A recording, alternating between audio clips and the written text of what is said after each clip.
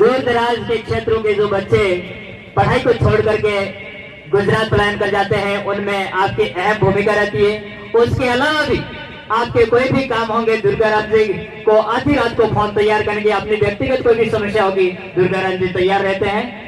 तो आमंत्रित दुर्गाराम जी कम समय में अपनी बात रखेंगे। प्रतिनिधियों को विश्व आदिवासी दिवस की बहुत बहुत शुभकामनाएं। मैं दुर्गाराम मुवाल या मादरी पंचायत में पारगियापाड़ा में एक टीचर हूँ। पिछले 14-15 सालों से इस बेल्ट में कार्य कर रहा हूँ। कुछ जो बुराइयां या भ्रांतियां है जो आदिवासी समाज में, उसको आपको थोड़ा दूर करने की कोशिश करनी चाहिए।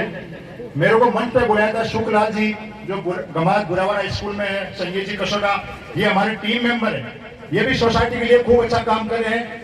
और मैं जो काम कर रहा हूँ वो एक आदिवासी समाज के लिए नहीं है, पूरे बेल्ट के लिए मैं काम कर रहा हूँ। मेरे को यहाँ इन्वाइट किया गया, सर आपने जो जो कार्य किए उन कार्यों को बताइए।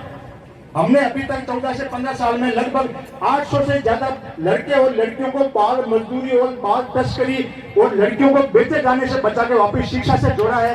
ये हमारा 14-15 साल से मिशन चल रहा है। इस साल एक मिशन नया शुरू किया है जिसमें अगर कोई अनाथ, निराश्रित या विशेष आवश्यकता वाला बच्चा हो, उस बच्चों को एजुकेशन से या आवासीय विद्यालय से जोड़ने का कार्य कर रहे हैं। उसमें हमने अभी तक लगभग 1 महीने में 100 से ज्यादा बच्चों को उन आवासीय विद्यालयों में जोड़कर उन बच्चों को वापस शिक्षा देने का काम शुरू किया है, जिनके कोई माता पिता नहीं या बिल्कुल लावारिस टाइप में। एक तीसरा काम वो चल रहा है कि जो कुछ नशे की प्रवृत्ति काफी समाज में फैल रही है आदिवासी समाज में, उसको मैं निवेदन कराऊंगा आप दूर करने की कोशिश करें।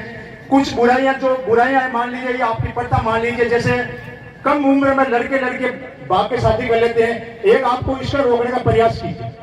दूसरी समस्या मेरे सामने एक ही आई है, अभी ऐसे कुछ बच्चे मिले जिनके पिताजी एक्सपायर होने के बाद माँ अपनी 5, 6, 8, 10 संतानों को छोड़कर नाते चली गई।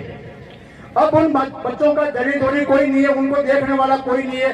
तो आप लोगों को एक ऐसा होना चाहिए भाई, जो माँ नाते छोड़ के जा रही है तो उन बच्चों का भी पीछे कोई संरक्षक हो। अभी मेरे पास 20-25 ऐसे बच्चे हैं जो बिल्कुल लावारिस हालत में था।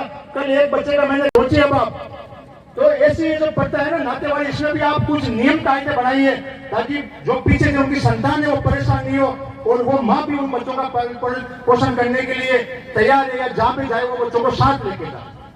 तीसरा, एक ज्यादा से ज्यादा बच्चों को आप शिक्षा से जोड़िए। ये बाल श्रम, बाल मजदूरी है ना, ये एक बहुत बड़ी, या मान लीजिए विश्व की चौथी सबसे बड़ी समस्या है बाल तस्करी। छोटे छोटे बच्चों को बेला पुश लगा ले जाता है, बाल ले जाकर अन्य राज्यों में बेच दिया जाता है, लड़कियों के साथ गलत काम किए जाते हैं, उनसे गलत धंधे करवाए जाते हैं। ये आप लोगों को नहीं पता उन लड़कियों के साथ क्या होता है। लेकिन जो 14-15 साल से हम जो चीज नोट कर रहे हैं वो ये है कि कई लड़कियां तो ऐसी गई है जो अभी तक वापिस अपने घर नहीं लौट पाई है। उनके माता पिता समाज के डर से, सोसाइटी के डर से कंप्लेन भी नहीं कर पाते, बेचारे चुपचाप मन मार के बैठ जाते। अभी 6 महीने तक मैं पुलिस डिपार्टमेंट में मेरे को लगाया गया था इस मानव तस्करी वाले कार्य में पुलिस की हेल्प करने के लिए। हमने काफी बच्चों को रेस्क्यू किया। हमारा प्रयास ये था कि बिना किसी एफआईआर के, बिना किसी मुकदमे के जनता को जागरूक करके इस चीज को रोका जाए, और इस प्रयास में हम सफल भी रहे। हमारी जो टीम पलासिया इस कार्यक्रम को सफल बनाने के लिए हमेशा मेरा साथ देती है, और आदिवासी समाज के कई युवा जागरूक है, वो साथ दे रहे। वो बोले सर हम सामने नहीं आ सकते, सामने आने का कारण क्या, वो सोचते हैं कि लोग हमारे से दुश्मनी हो जाएगी। लेकिन आप इसको दुश्मनी वाला मैटर मत मानिए। जो बच्चा इन चीजों को सुधारना चाहता है या जो कुरीतियां खत्म करना चाहता है, उसका आप साथ दीजिए। और भी कोई बच्चों से पढ़ाई से संबंधित समस्या हो, आप मेरे को कभी भी याद कर सकते हैं। आप लोगों ने मंच उपलब्ध करवाया, इतना मान सम्मान दिया, इसके लिए आपका बहुत बहुत धन्यवाद। आप सभी को और विश्व आदिवासी दिवस की बहुत बहुत हार्दिक शुभकामनाएं। धन्यवाद। जय हिंद, जय भारत, जय जोहार।